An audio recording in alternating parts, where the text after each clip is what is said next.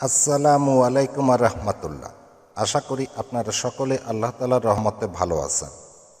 আমি আজ আলোচনা করব কোরআন হাত থেকে পড়ে গেলে সঙ্গে সঙ্গে আপনাকে যা করতে হবে। তো চলুন আমরা জেনে নেই।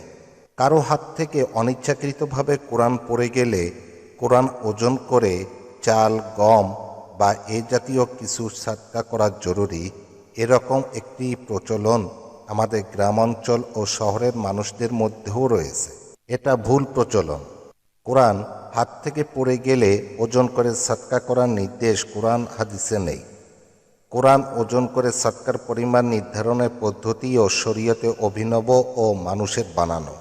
অসতর্কতার কারণে কোরআন হাত থেকে পড়ে গেলে তওবা ইস্তিগফার করতে হবে। ভবিষ্যতে যেন এমনটি না হয় মনে মনে এই অঙ্গীকার করতে হবে। সম্ভব হলে কিছু সদকাও করা যায়। সদকা যে কোনো পাপ মোচনের জন্যই সহায়ক।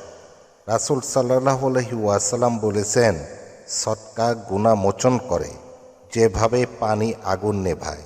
সূত্র সহিহ বুখারী। তবে কোরআন পড়ে যাওয়ার জন্য সদকা করাও জরুরি বা বাধ্যতামূলক নয় এবং এটাকে জরুরি মনে করা ঠিক নয়।